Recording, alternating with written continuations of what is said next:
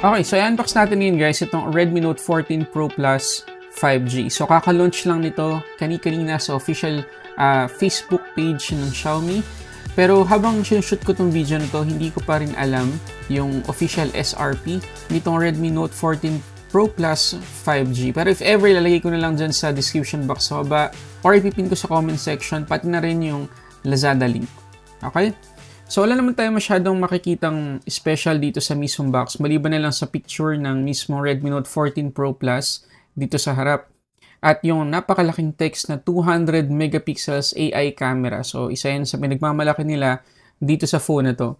Meron ditong 120 watts na hypercharge at mamaya sabihin ko sa inyo kung gaano ko kabilis na charge itong phone na to.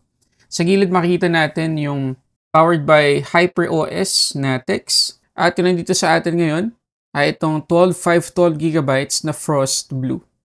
So pag open natin, ang una natin makikita ay yung document sleeve. Check natin yung laman nito. So meron tayo ditong SIM ejector pin, mga documentations, pati na rin yung kanyang case. So check natin yung itsura ng kanyang free case. Okay, so color gray pa rin naman guys, kagaya pa rin dati. Pero makapal naman siya kaya protected yung phone natin. Ang isa lang talaga sa mga pinoproblema ko sa ganitong klase ng case ay hindi na natin ma-appreciate yung itsura ng likod ng mismong colorway na napili natin kasi talagang makokovera na nito. Mabuti na lang din yung camera module nitong Redmi Note 14 Pro Plus 5G ay color black overall. So, complement naman dito sa case. Pero yun nga, hindi na natin makikita yung mismong colorway. Okay, so ano ko lang naman yan, konting opinion lang. At dito sa susunod, makikita natin yung mismong phone natin na nakabalot sa isang plastic na merong nakaprint na top specs. Kasama na nga yung 200 megapixels na pro-grade AI camera system, 120 watts hypercharge, Snapdragon 7S Gen 3, IP68, dust and water resistance, Corning Gorilla Glass Victus 2, tapos yung 1.5K 120Hz na display. Okay? So, tingnan natin yung Frost Blue na colorway. Ito siya guys. 'Di ba? Sobrang ganda talaga. Napaka-premium ng itsura. Ayan. Tapos napaka-modern looking ng camera module niya. Ayan o, ang laki. May kakapalan ng kaunti. Pero nga, kapag inilagay na natin yung case na kasama dito sa box, kagaya na sinabi ko kanina, dahil itim yung camera module, complement naman sila. Ayan o. Halos wala na tayong makitang trace ng mismong colorway nitong phone na to. So yes, protected yung phone natin gamit tong case, pero hindi na ganun kaganda yung itsura. Okay, so tanggalin natin. Meron akong mga nakikitang magandang case ng Shandy Philippines. Malamang sa malamang meron na silang case para dito sa Redmi Note 14 Pro Plus 5G habang ginagawa natin itong video na to. Ngayon, kung titingnan natin mabuti guys, yung likod nitong Redmi Note 14 Pro Plus 5G, may patterns yung likod niya. Wala lang texture, napaka-kinis all the way, napaka-smooth. Tapos matte finish, hindi kapitin na smudges or ng fingerprints. Pero yun nga, may pattern tong parang matte. Tapos medyo glossy naman yung dalawang gilid. Tapos curve, naka-curve yung kanyang mga gilid. So mas comfortable siyang gamitin kapag matagal. Okay, so balikan muna natin tong ilalim ng box. So meron tayo ditong USB-C to USB-A cable at yung kanyang, pakita ko lang, 120 watts guys. 120 watts na charging brick. Pero USB-A pa rin yung port natin dito. Okay, so naka-turn on na guys yung ating Redmi Note 14 Pro Plus 5G. So yan yung kanyang default na wallpaper. Pero bago natin pag-usapan yung internals niya, pag-usapan muna natin yung design ulit. Ano? So dito sa may right side, makikita natin yung volume up and down buttons, pati na rin yung power lock button. Dito naman sa may left side, wala tayong makikitang kahit ano. Dito sa may taas, makikita natin yung ating IR blaster, secondary speaker at secondary microphone. Dito naman sa may ilalim, yung ating USB-C port, main microphone, SIM tray, tapos yung ating main speaker. Okay, so ito guys yung SIM tray ng ating Redmi Note 14 Pro Plus 5G. So ano lang siya, dual SIM lang, dalawang nano SIM yung pwede nating ilagay. Pero kung gusto natin gumamit ng eSIM, pwede. Pero kapag may eSIM na tayo, isang nano SIM na lang yung babasahin niya dito sa SIM tray. Based dun sa nabasa ko. At dito naman sa harap, makikita nyo guys yung kanyang bezels sa bawat side. Sobrang symmetrical. Pantay na pantay guys. At curve pa rin yung display natin dito. At mamaya-maya pag-uusapan natin yung kanyang display. Meron tayong pre-installed na screen protector dito. So, good news, gagamitin na lang talaga natin itong device. Kasi meron na tayong case, meron pa tayong screen protector. Tapos, ang maganda sa design itong Redmi Note 14 Pro Plus 5G, yung likod nito ay protected na ng Corning Gorilla Glass 7i. So, hindi talaga ito madaling magagasgas. If ever lang naman, nagagamitin natin to ng walang case.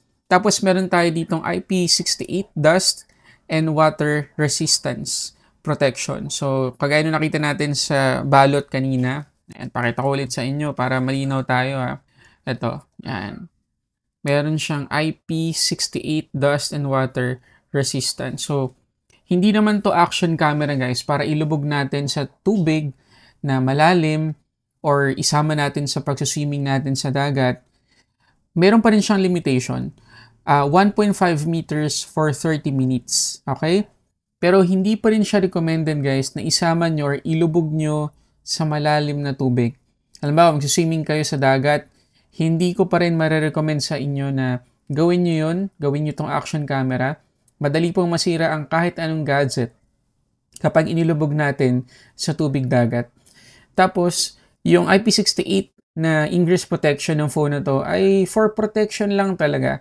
If ever na, halimbawa lang, malaglag natin to sa balde na punong-puno ng tubig o kaya ay babasa talaga siya, mabuhusan natin ng tubig, yun, malaking bagay sa atin yung ingress protection, yung IP68 niya para hindi tayo mag-alala. Para dun lang po talaga yun. Okay? Pero again, wag natin gagawing action camera to. Ngayon para dun sa mga curious sa kanyang haptics guys, sobrang ganda ng haptics ng phone na to. Flagship level talaga. So mag-e-enjoy kayo kapag nagta-type kayo dito. So I suggest, wag nyo nang patayin. Ngayon pagdating kayo sa display, meron tayong 6.67-inch Curved AMOLED display, 1220p or 1.5K yung kanya resolution. 120Hz yung ating max refresh rate dito. May support siya sa HDR10 Plus at Dolby Vision. Tapos yung kanyang peak brightness guys, grabe, 3,000 nits. So talagang kahit outdoor, walang problema guys. Kitang-kita natin yung display. Tapos pagdating sa protection, Corning Gorilla Glass Victus yung meron tayo dito. So pagdating guys sa display nitong Redmi Note 14 Pro Plus 5G, talagang flagship level na rin yung makukuha natin, lalo na pagdating sa quality. Pero check pa natin. Okay, una sa lahat yung kanyang widevine security. Level 1 naman, so good news yun. Yung ating max playback resolution dito sa Netflix ay Full HD. Tapos ayun nga, meron siyang support sa HDR10 contents at sa mga content din na naka-Dolby Vision. Ngayon, check natin guys yung settings ng kanyang display kung meron tayong makikitang something special sa kanya. So, ganun pa rin. Meron tayong light tsaka dark mode. Meron tayong sunlight mode para ma-max out natin yung kanyang brightness, lalo na outdoor. Meron tayong color scheme dito para matimpla natin yung kulay. Meron tayong 3 presets, vivid, saturated, at original color pro. So, kung gusto natin yung pinaka-accurate na timpla ng kulay, syempre, original color tayo. Pero kung gusto nating i-manual, pwede naman. Meron tayong advanced setting dito. Pwede rin nating matimpla yung color temperature kung gusto natin. Tapos, meron tayong dalawang option pa rin para sa refresh rate. Default, which is yung max refresh rate niya ay 120Hz. Pero bababa naman siya ng kusa to 60Hz. Pero if ever man gusto nating ilock to 60 or 120, iselect lang natin yung custom. Okay, so tingnan natin ngayon guys dito sa Test UFO. So, habang hinahawakan ko yung display, habang nag-i-scroll ako, makikita nyo, ayun, pumapalo talaga siya ng 120Hz. So, goods yun. Pero once na hindi na natin ginagalaw yung display, makikita nyo, bababa din yung refresh rate niya. So, malaking tipid sa battery kapag naka-default lang yung setting natin sa screen refresh rate. So, overall guys, pagdating sa display nitong phone na to, wala akong issue sa kanya. Siguro, personal preference na lang na talagang ayoko ng curved display hanggang ngayon. Hindi nagbabago yan. Mas maganda pa rin ng flat kesa sa may curve. Siyempre nakakadagdag sa pagiging premium ng phone, yung curved display. Mabuti na lang talaga, medyo malaki na yung na-improve ng mga curve panels, lalo ng mga AMOLED. Kasi wala na halos discoloration yung mga gilid niya. Galing nga eh. Kasi dati, obvious na obvious kahit sa mga flagship phones na curve in display, yung discoloration sa bawat gilid. Pero dito, sa Redmi Note 14 Pro Plus 5G, halos wala na. Meron pa rin kaunti, pero halos wala na talaga. Wala ka na mapansin kapag ginagamit mo siya. Okay, so pag-usapan natin ngayon guys yung performance. So naka-Android 14 na tayo dito out of the box at may promise ang Xiaomi na abot ng hanggang 3 major Android upgrades yung phone na to. So Android 17 technically. Tapos naka-HyperOS na siya out of the box. HyperOS 1.0.2.0. Tapos Snapdragon 7S Gen 3 yung ating chipset dito. Up to 12GB yung ating RAM. At up to 512GB naman yung ating internal storage. So dito sa additional settings guys, normal lang yung makikita natin. Pero gusto ko i-point out dito yung memory extension. So up to 12GB yung pwede natin idagdag sa kanyang 12GB na physical RAM. So technically, aabot ng 24GB yung ating RAM. At dahil 512GB naman yung ating internal storage, walang issue sa akin na isagad yung kanya memory extension. Pero ang tanong dyan, ano yung epekto sa performance kapag ginamit natin yung memory extension? So tingnan natin ngayon yung Antutu scores. Okay, so ito yung unang score natin, 733,381. Yan ang score kapag naka-off yung memory extension natin. So, try natin i-on. So, makikita nyo ngayon guys na ang laki nung ginamp sa performance. Mahigit 10,000. Naging 744,059 na yung score natin kapag naka-on yung memory extension. So, I suggest, gamitin nyo. Pero sa totoo lang, malaki na talaga yung 12GB na physical RAM.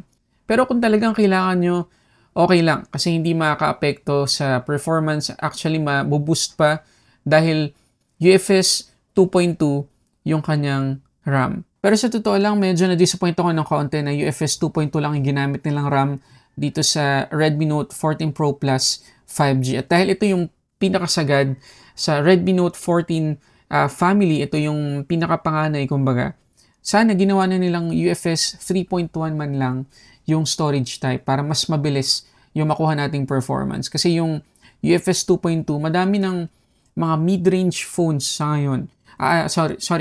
Marami ng entry-level phones sa ngayon ang gumagamit niyan. Ito, premium mid-range na to, yung category nito. So, kulang para sa akin na UFS 2.2 yung ginamit nila. So, puntahan naman natin ngayon guys yung kanyang wildlife stress test. So, sa best loop score, nakakuha tayo ng mahigit 4,000 or almost flat na 4,000 na score. At makikita niyo dito sa ating graph dito sa baba na consistent yung kanyang performance. Walang thermal throttling. At makikita nyo dito sa second page na yung kanyang temperature not bad kasi nadagdagan lang naman tayo ng 8 degrees dun sa 20 minutes na test natin. Tapos yung nabawas lang sa kanyang battery ay 7%. So not bad. Okay lang. Tama-tama lang yung performance niya.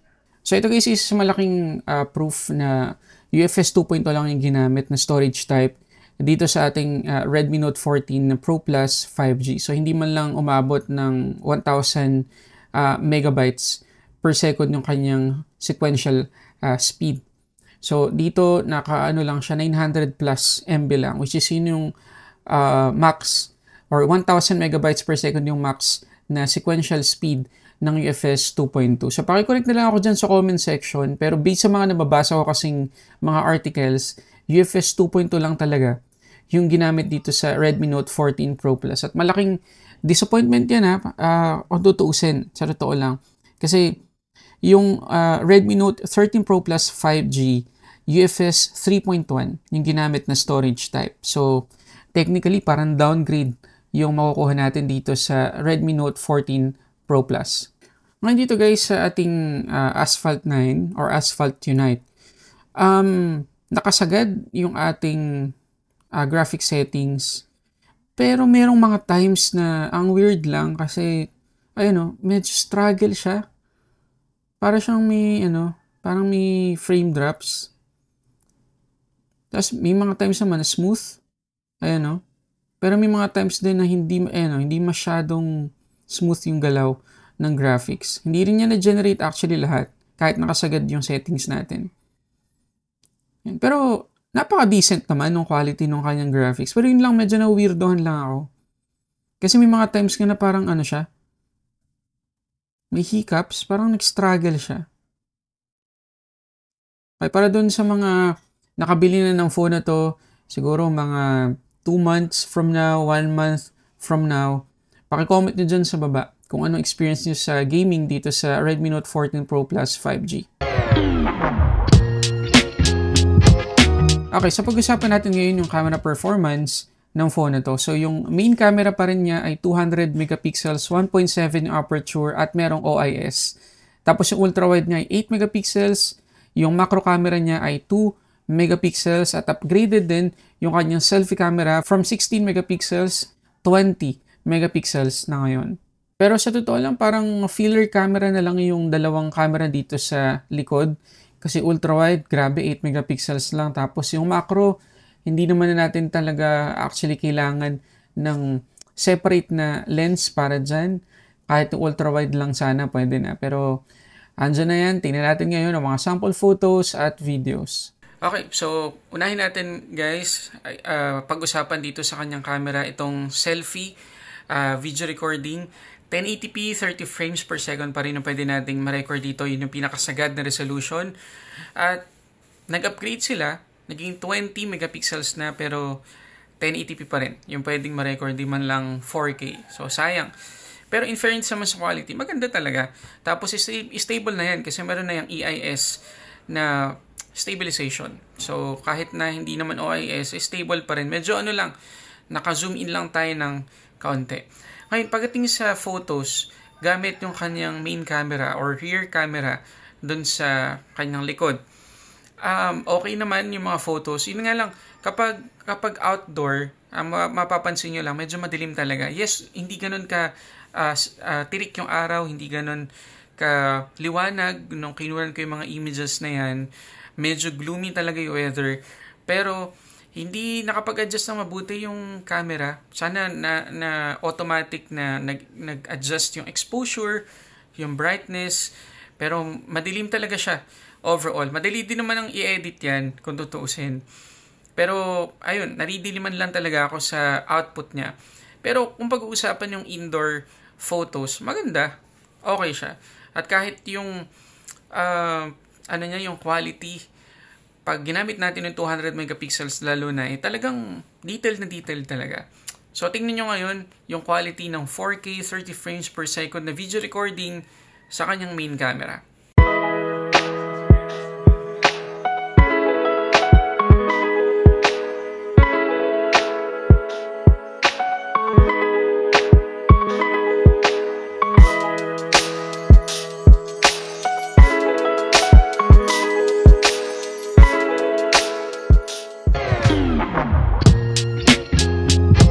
At ang isa pa sa upgrade na makikita natin sa phone na to ay yung kanyang battery. 5,110 yung capacity ngayon from 5,000 mAh dun sa Redmi Note 13 Pro Plus 5G. Tapos yung kanyang charging speed ay naging 120 watts na.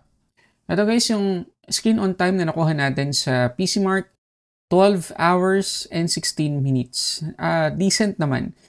At inaasahan ko na mag-i-improve pa to kasi nga matagal-tagal yung madami-dami yung software updates na matatanggap ng phone na to from Xiaomi. So itong 12 hours and 16 minutes, pwede pa mag-improve yan sa mga susunod na buwan or mga taon. Pero yung setting natin dito ay ganun pa rin. 50% brightness, naka-auto switch yung ating refresh rate, tapos naka-off yung ating memory extension. Pero ito malapit dyan. Kasi from 12% to 100%, 23 minutes lang yung inabot para ma-fully charge siya. Okay, so yun na lahat guys sa mga gusto kong i-share sa inyo tungkol dito sa Redmi Note 14 Pro Plus 5G. Sa tingin nyo ba, sulit yung phone na to? Hindi ko pa alam yung presyo kasi kaya gusto kong i-mention na lang yung mga upgrades na nakita ko from Redmi Note 13 Pro Plus compared dito sa 14 Pro Plus. Okay, number 1 na nakita ko sa kanyang upgrade ay yung kanyang peak brightness. Kasi doon sa Redmi Note 13 Pro Plus, ang peak brightness lang natin doon ay 1,800 nits. Pero dito, 3,000 nits na yung peak brightness natin. So, mas maliwanag yung display natin ngayon. Tapos, yung kanyang selfie camera ay naging 20 megapixels na.